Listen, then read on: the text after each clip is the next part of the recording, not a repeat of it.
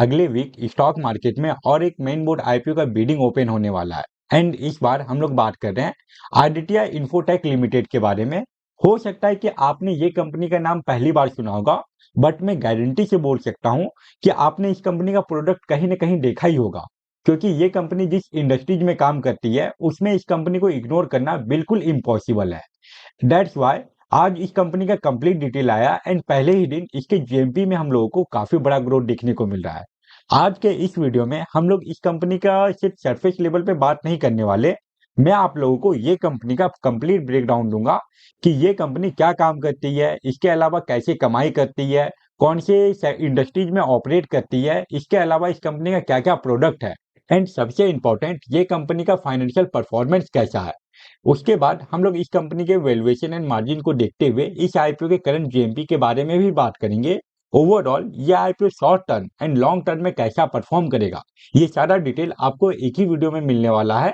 तो गलती से भी वीडियो को स्किप मत कीजिएगा, वीडियो को कंप्लीटली वॉच कीजिए।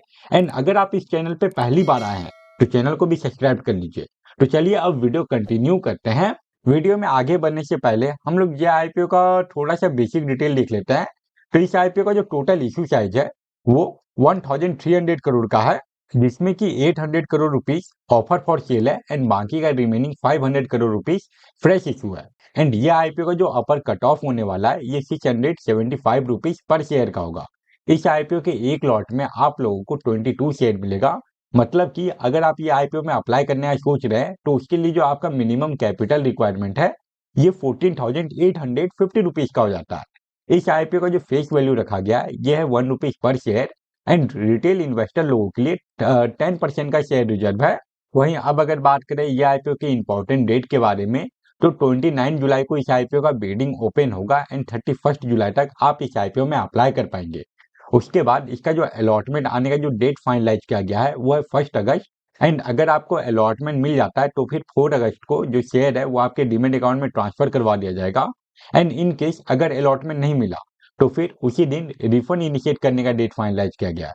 उसके बाद इसका जो स्टॉक मार्केट में लिस्टिंग डेट है वो है 5 अगस्त। ये तो हो गया इस आईपीओ का बेसिक डिटेल। अब हम लोग चलते हैं इस कंपनी के डिटेल के ऊपर कि ये कंपनी क्या काम करती है, इसका प्रेजेंस कहाँ कहाँ देखने को मिलेगा, इसके अलावा ये कंपनी कौन सा प्रोडक्ट बनाती है वो देख लेते हैं। आदित्य इन्फोटेक लिमिटेड के वर्किंग के बारे में बात करें तो ये company video security and surveillance product बनाने का काम करती है। आपने बैंक में या फिर किसी मॉल में कहीं ना कहीं सीपी प्लस का कैमरा जरूर देखा होगा। एंड आदित्य इन्फोटेक लिमिटेड अपना जो भी प्रोडक्ट बेचती है वो सीपी प्लस ब्रांड नेम के अंदर ही अपना सारा प्रोडक्ट को सेल करती है। ये कंपनी के अगर हम लोग प्रोडक्ट के बारे में बात करें तो इसमें आपको होम कैमरा देखने को मिल जाएगा, HD analog system, advance network camera, body warm thermal camera, इसके अलावा लॉन्ग रेंज आईआर कैमरा भी देखने को मिलता है। एंड अब ये कंपनी एआई पावर से जो नंबर प्लेट रिकग्निशन कैमरा होता है उसको भी बनाने का काम कर रही है। आगे इस वीडियो में हम लोग ये कंपनी के द्वारा जो भी प्रोडक्ट बनाया जाता है उसके बारे में और डिटेल में बात करने वाले हैं। एंड यहाँ पे अभी हम लोग इस कंपनी का थोड़ा बहुत ओवरव्यू ले रहे हैं। एंड ये कंपनी का जो वेयर हाउस है वो आपको इंपॉर्टेंट लोकेशन पे देखने को मिलेगा। यहाँ पे सारा लोकेशन का डिटेल भी दिया गया है। इसके अलावा इस कंपनी का जो मैन्युफैक्चरिंग फैसिलिटी है वो आपको आंध्र प्रदेश में देखने को मिल जाता है। ये कंपनी अपने प्रोडक्ट सेक्शन को अलग अलग सेगमेंट में बांट के रखी है। पहला आ गया प्रोफेशनल रेंज, जिसमें कि ये सारा प्रोडक्ट बनाने का काम करती है। इसके अलावा कंज्यूमर रेंज, मतलब कि home camera, WiFi camera, dash cam, WiFi doorbell, ये सारा चीज बनाने का काम करती है। इसके अलावा जो सर्वेलेंस एजेंसी होता है उनके लिए ये कंपनी क्या क्या प्रोडक्ट बनाती है उसका भी यहाँ पे आपको डिटेल देखने को मिल जाएगा। एंड ये सारे सिस्टम के अलावा ये कंपनी बहुत सारे सेफ्टी सिस्टम भी प्रोवाइड कर रही है, जिसका भी डिटेल आपको यहाँ पे देखने को मिल जाएगा। एंड अब ये कंपनी एआई का भी यूज करना स्टार्ट कर दी है। एआई को यूज करके ये कंपनी और भी ज्यादा हाईटेक हो रही है। एंड सर्विलांस के लिए सीपी प्लस जो कैमरा बनाती है उसका यूज आपको कौन कौन से इंडस्ट्रीज में देखने को मिलेगा उसका डिटेल दिया गया हुआ है यहाँ पे, जिसमें कि आपको बैंकिंग से लेके हेल्थ केयर से लेके रिटेल सोल्यूशन तक भी देखने को मिल जाता है। नॉर्मली हम लोगों को ये सारे लोकेशन पे बहुत सारा कैमरा दिख ही जाता है। एंड ये सारा कैमरा बनाने का काम करती है आदित्य इन्फोटेक लिमिटेड। एंड अगर हम लोग ये कंपनी के प्रोडक्ट के बारे में और डिटेल में जाएं तो यहाँ पे आपको इस कंपनी का जो प्रोडक्ट रेंज है उसका इंफॉर्मेशन दिया गया है। एंड यहाँ पे आप अगर चाहें तो इसका जो ओवरव्यू है वो ले सकते हैं।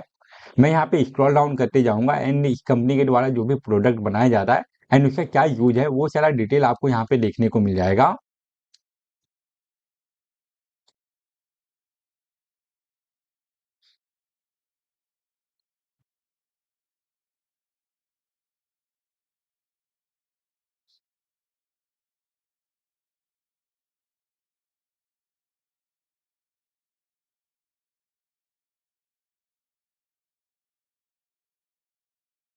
ये सारे इन्फॉर्मेशन के बाद अब हम लोग ये देख लेते हैं कि ये कंपनी जो आईपीओ लेके आ रही है उसके पीछे का ऑब्जेक्टिव क्या है।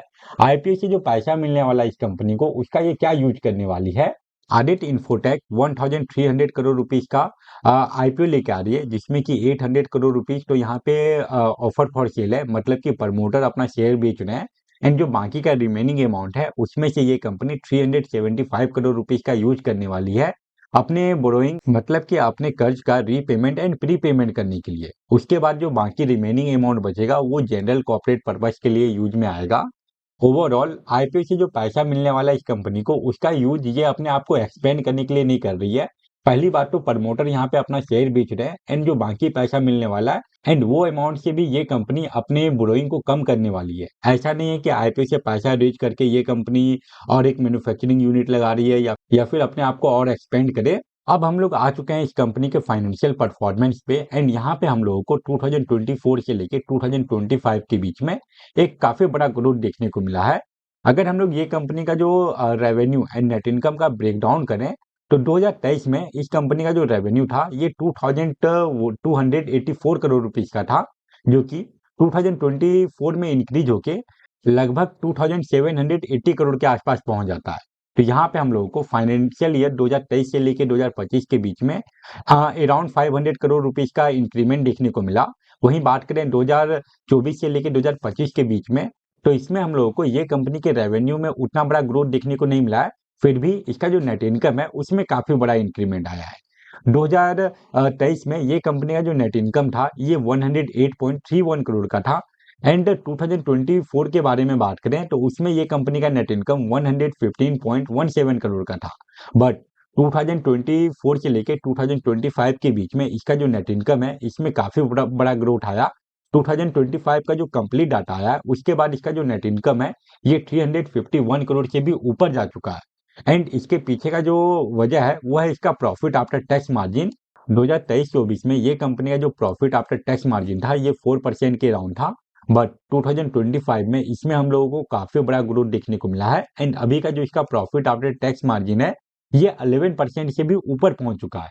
एंड जैसा हम लोगों को ये कंपनी में ग्रोथ देखने को मिल रहा है, अगर ये अपनी ग्रोथ को मेंटेन रखती है, ऐसा ही इसका अगर revenue and net income yearly basis पे लगातार इंक्रीज किया तो नो डाउट लॉन्ग टर्म में ये कंपनी काफी अच्छा रिटर्न बना सकती है। एंड ये कंपनी का प्रोडक्ट देख के आपको आइडिया लग ही गया होगा कि लॉन्ग टर्म में इस कंपनी का डिमांड और भी बढ़ने वाला है।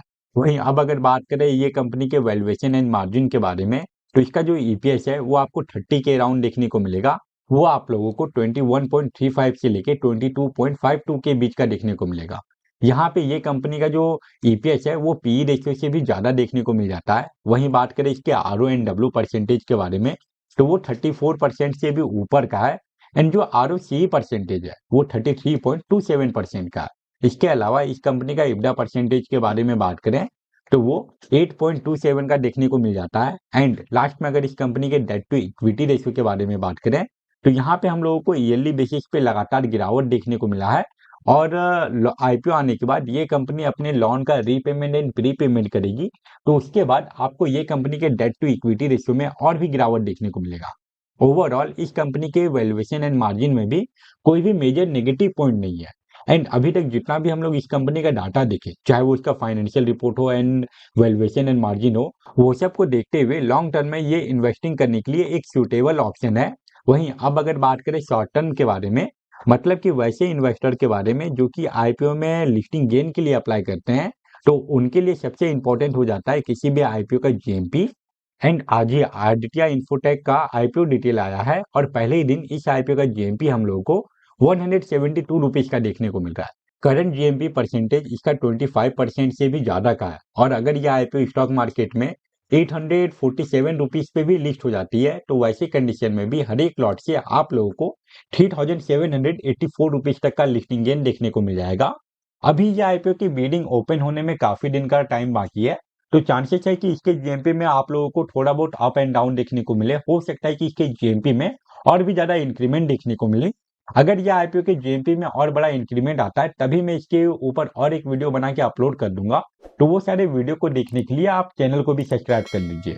Overall Aditya infotech limited short term and long term दोनों ही कंडीशन में अप्लाई करने के लिए एक सुटेबल ऑप्शन लग रहा है।